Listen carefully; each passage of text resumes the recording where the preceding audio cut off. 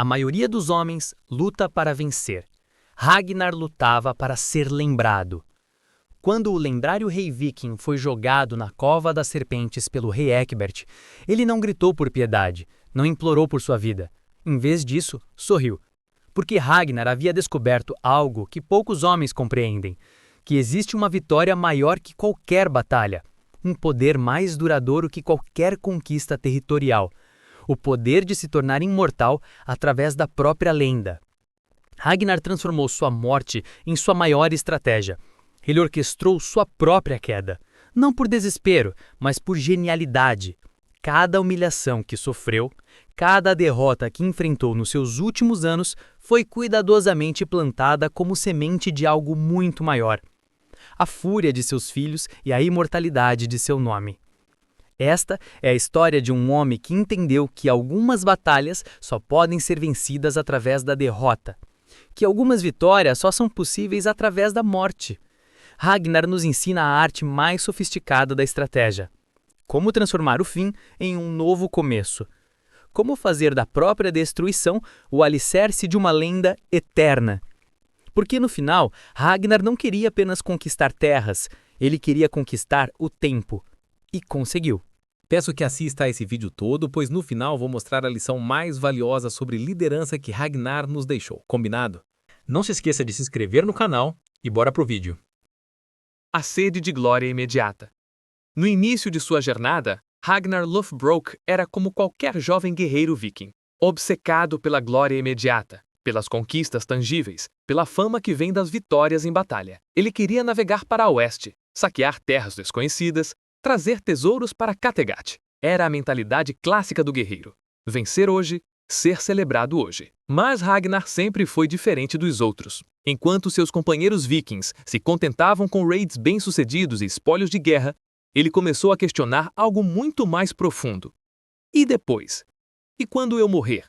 O que restará de mim, além de algumas moedas de ouro e histórias que se perderão com o tempo? A evolução da estratégia mental.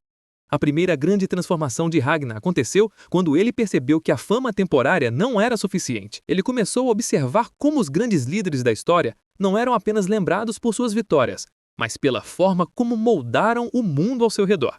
Ele estudou os reis saxões, aprendeu sobre suas táticas políticas, entendeu que o poder verdadeiro não estava apenas na força bruta, mas na capacidade de influenciar eventos mesmo depois da morte. Foi nesse momento que Ragnar começou a pensar como um visionário. Cada decisão que tomava, cada aliança que formava, cada conflito que iniciava, tudo passou a ser calculado não apenas para o benefício imediato, mas para o impacto de longo prazo. Ele estava plantando as sementes de uma lenda. O declínio proposital. Nos últimos anos de sua vida, algo fascinante aconteceu com Ragnar. Ele parecia estar perdendo propositalmente. Suas expedições falhavam, seus planos davam errado, sua influência diminuía.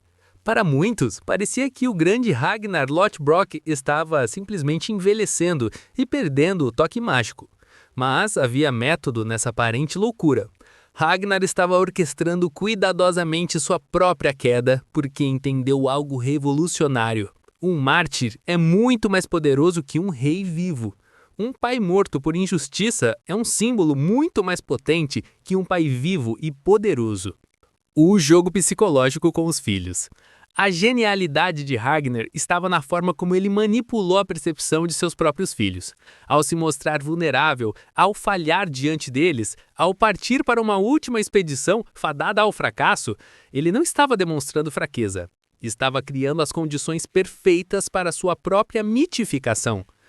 Todos os seus filhos precisavam ver o pai como alguém que foi injustiçado, que foi vítima de traição, que morreu não por incompetência, mas por ser grande demais para este mundo.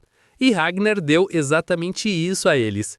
Ele se transformou no pai perfeito para ser vingado. A última jogada. A morte como vitória final. Quando Ragnar se entregou ao rei Egbert, muitos interpretaram como uma rendição.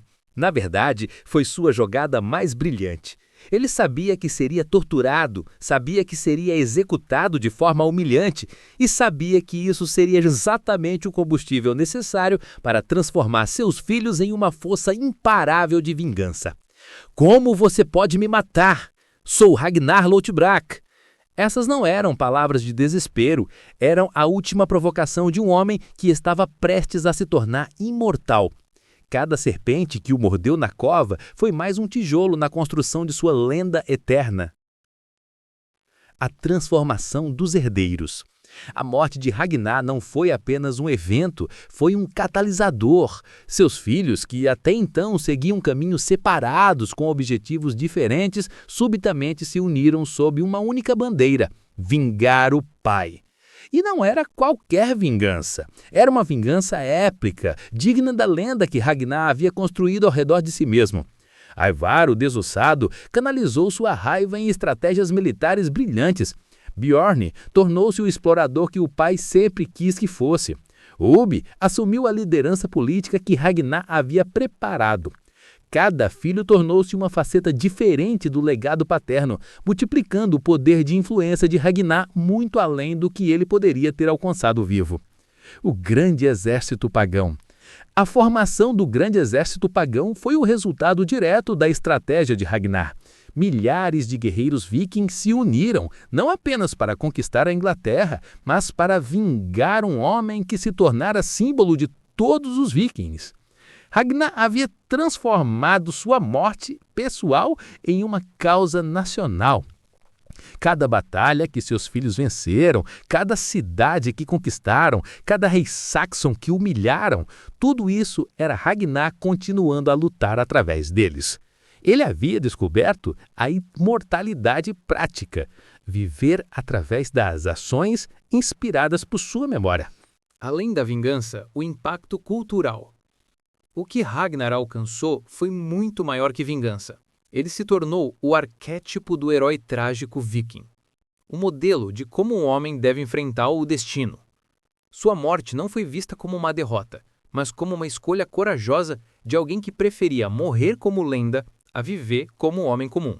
Séculos depois de sua morte, ainda falamos de Ragnar Lothbrok. Não falamos apenas de suas conquistas militares, falamos de sua filosofia de vida, de sua forma única de enxergar o poder, de sua capacidade de transformar derrota em vitória através da força da narrativa. A lição eterna. Ragnar nos ensina que existe uma forma de poder que transcende a vida e a morte, o poder de moldar como seremos lembrados. Ele entendeu que controlar sua própria narrativa era mais importante que controlar territórios, que influenciar o futuro através de seus filhos era mais valioso que governar o presente. Sua estratégia foi tão eficaz que até hoje, quando ouvimos o nome Ragnar Lothbrok, não pensamos em um homem que foi derrotado e morreu numa cova de serpentes.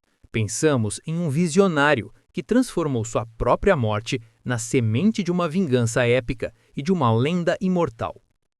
Lições de liderança transcendental. A história de Ragnar nos força a repensar conceitos fundamentais sobre vitória e derrota.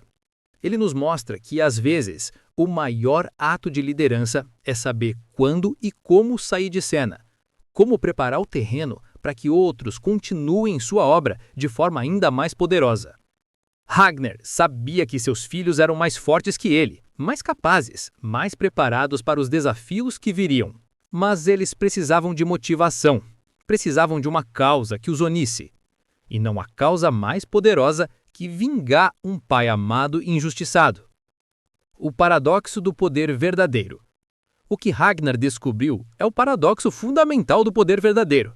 Para ser verdadeiramente poderoso, às vezes precisamos abrir mão do poder. Para ser verdadeiramente imortal, às vezes precisamos aceitar a morte. Para vencer definitivamente, às vezes precisamos perder estrategicamente. Essa não é uma filosofia de derrota ou resignação, é uma filosofia de visão de longo prazo, tão sofisticada que até mesmo a morte é uma ferramenta de vitória. A arte de conquistar o tempo. Ragnar nos deixou a lição mais valiosa sobre liderança e legado. Que a verdadeira grandeza não se mede pelos anos que vivemos, mas pelo impacto que causamos após nossa partida. Ele entendeu que existem duas formas de viver para sempre: através dos filhos que inspiramos e através das histórias que criamos sobre nós mesmos. Sua morte na Cova das Serpentes não foi o fim de Ragnar, foi sua metamorfose final. De homem mortal, ele se transformou em símbolo eterno. De rei de uma pequena cidade viking, ele se tornou inspiração para gerações de guerreiros. De pai preocupado com o futuro dos filhos, ele se tornou um catalisador que os transformou em lendas. A genialidade de Ragnar está em ter compreendido que algumas batalhas são vencidas não no campo de guerra, mas no reino das ideias, dos símbolos, das narrativas que sobrevivem aos seus criadores.